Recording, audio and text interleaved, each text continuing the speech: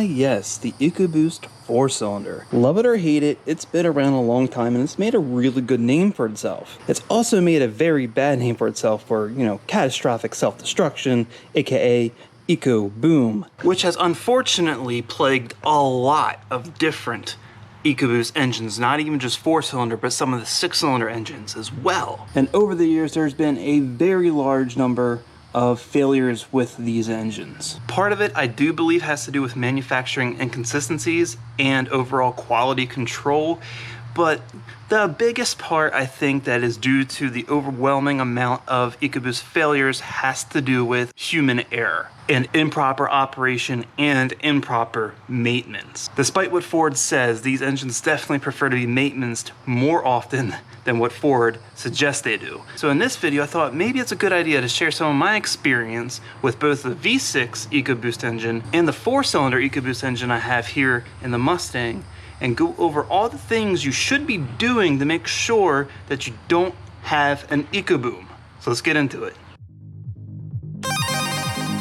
Let's have some fun on Karz Kreated.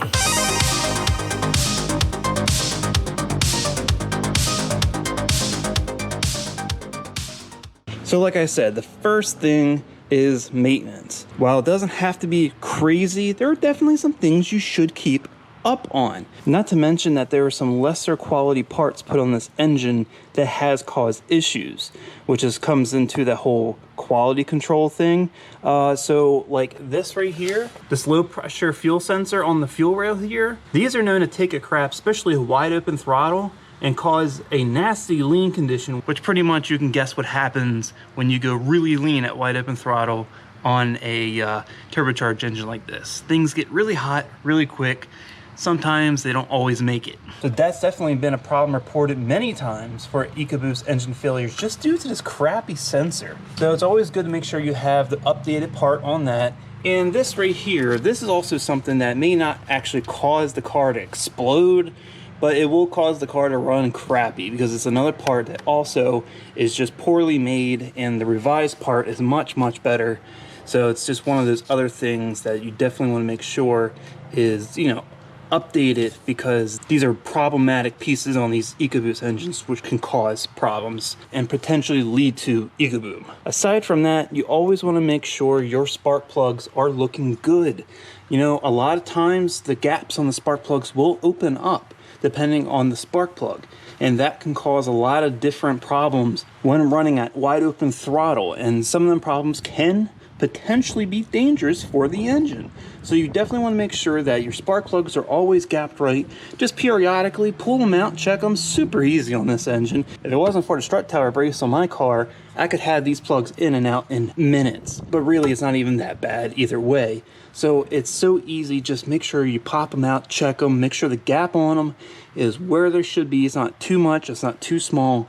And make sure you always look at them. If you're ever unsure of what a good spark plug looks like, there's plenty of different material to reference. For me, I always reference this Haynes manual that I had for my Cobra, because in the back of it has a whole page on what spark plugs should look like when normal, and then when you have some seriously bad problems. So always reading the spark plug is a good way to know how the engine is running. I can tell you a lot of important things. So because it's so easy to do, I definitely recommend doing that pretty often, probably somewhere between 10 to 20,000 miles. Every 10 to 20,000 miles, pull them out, check them, make sure they're good, and for any reason that they're not, replace them. Maybe not so much of a big deal on a completely stock car, but if you are modifying it, especially tuning it and running more boost in the factory, that's definitely something you want to keep up on. And it goes without saying, you definitely want to keep up on your oil. You want to make sure that your oil looks good, it's full,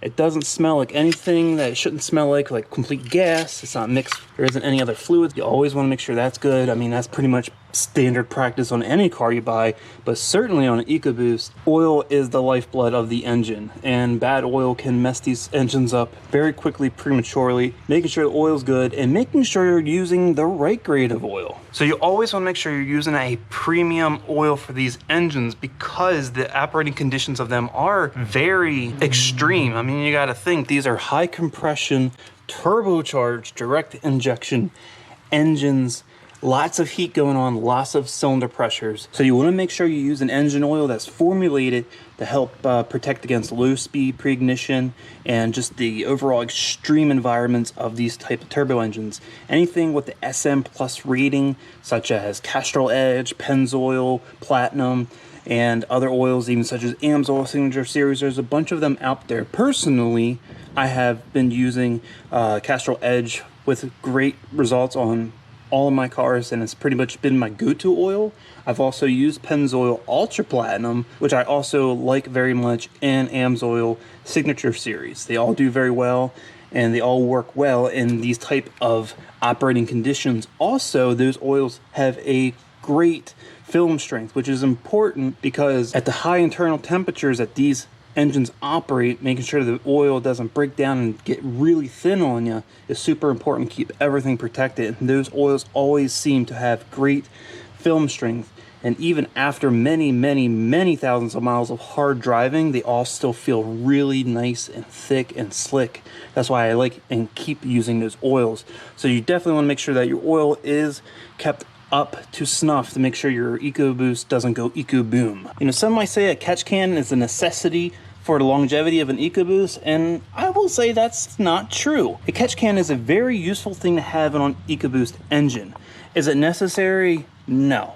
Do I recommend it? Absolutely. And the reason why is it's not going to 100% prevent all the oil vapor from going and recirculating back into the engine and getting on the backside of the valves and in the intake ports. It will drastically minimize that. If you were to have one of these, it's going to take a much longer time for significant amounts of carbon to build up versus not having one at all. So this is just something that prolongs the real problem. The real problem is the carbon buildup. Why is carbon buildup bad? Well, not only does it hurt performance, the bad thing is, and why it can cause issues and very expensive issues for the EcoBoost engines, is because it can cause detonation. See, carbon deposits, especially that are hanging up on the top sides of the combustion chambers or on the pistons, can get really hot, especially if they're just caked on there.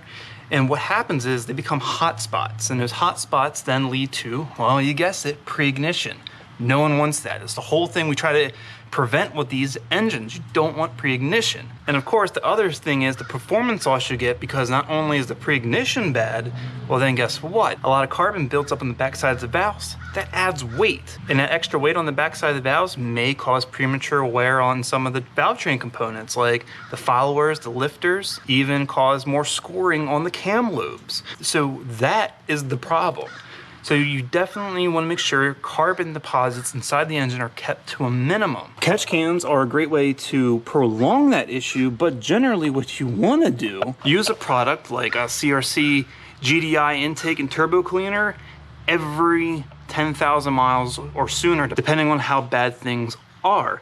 Generally, if you get the car fresh and you keep doing it from the moment you buy it, you probably will never have too much of a carbon buildup issue. But if it's a higher mileage car that you bought secondhand, you know, you definitely probably want to use it more often than not until a lot of that's cleaned out. But with that, when there's a lot of carbon buildup and you use a product like that, large chunks of carbon could break off, cycle into the turbo, and damage the fins on the turbine wheel of the hot side of the turbo, which also can cause issues. Is it going to cause catastrophic destruction? No. Performance loss? Probably. And replacing a turbo on these is actually really easy and a lot cheaper than replacing the whole engine itself. So needless to say, carbon buildup's bad. Aside from that, there's really not much more you have to pay attention to when it comes to maintenance on an EcoBoost engine. That's really it in terms of things that can cause internal damage. Anything else that would happen, maybe you might lose some power, maybe it would run a little funky, but it isn't going to just completely self-destruct. So that's why I mentioned those as like the key important things for just overall longevity. Now, another thing that isn't really maintenance, is something you do very often but you might not think about, is fuel.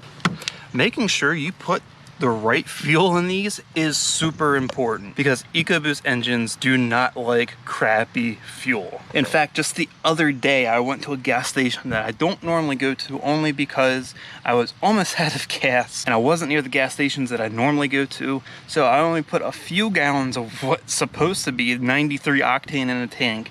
And well, after getting out on the road, I tried to punch it to get in front of someone and the engine spark knocked like crazy. First time I ever heard it that loud on any engine. So later that day I went to the gas station that I normally would go to, filled it up with some fresh 93 from there and topped off with E85 and we were good to go. So making sure you have good gas and the proper octane is important, especially if you are tuned. For the love of God, do not tune these things and not run at least 93 and above. Stock, they can run 87 to 91. 87 is the lowest octane these are made to run on and 91 is the max. So don't run anything less than 87, and if you're tuned, don't run anything less than 93 if you can help it, unless you have a specific tune for 91.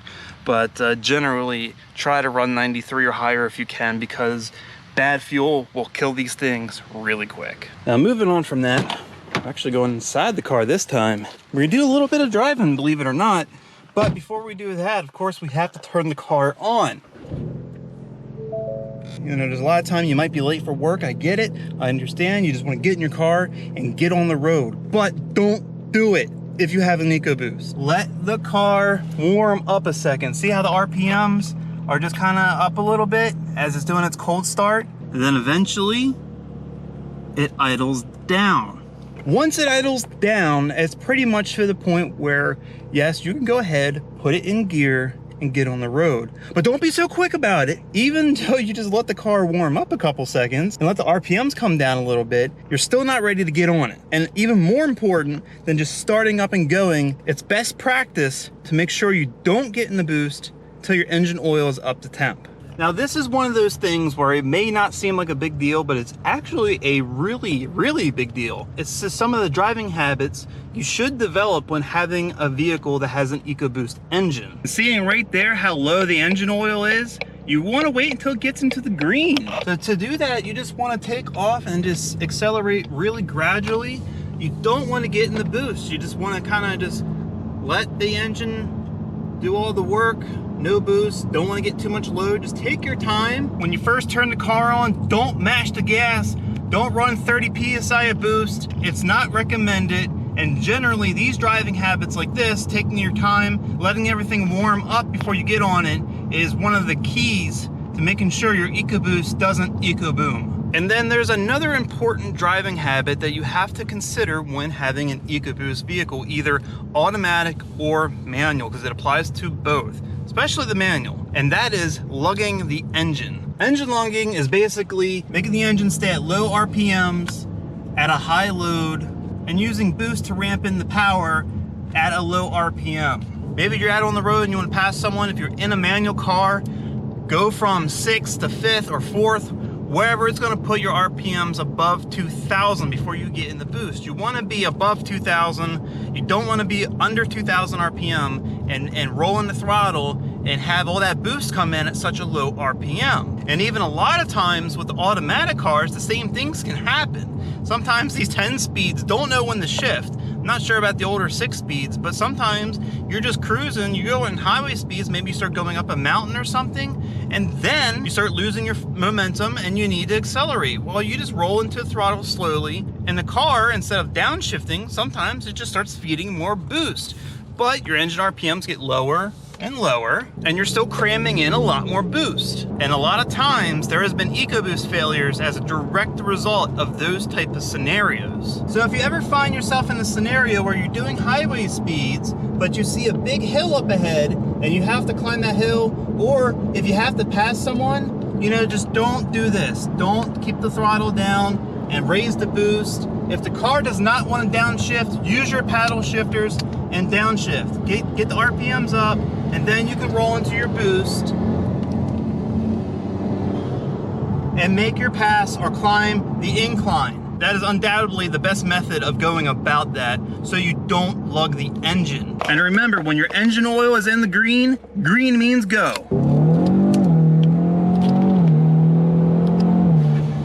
But But really, that's all it is. It only takes a few minutes every now and again to check your spark plugs. It takes less than a minute to check your oil. Always make sure that stuff is good. Make sure you get gas. That doesn't take no time at all. Make sure you get good gas at a good gas station. If you find a good gas station, keep using that same station. That's a good way to know you always get good gas. Keep your good driving habits. That is free of charge. It takes nothing but just some patience when warming the car up and when driving, and you will have a EcoBoost engine that will last a long time, hopefully without no issues, and definitely no ecoBOOM. I have almost 50,000 miles on this car already, and I drive this thing hard, and you know I do. And I put this thing through a lot of abuse, and it is running so good. But I make sure that I go through all these steps to ensure that the engine is running optimally, and that there isn't going to be any issues that's going to cause a catastrophic problem with the engine. So take it from me, someone who's had 2 EcoBoosts, both of which have never suffered from catastrophic engine failure. So hopefully this information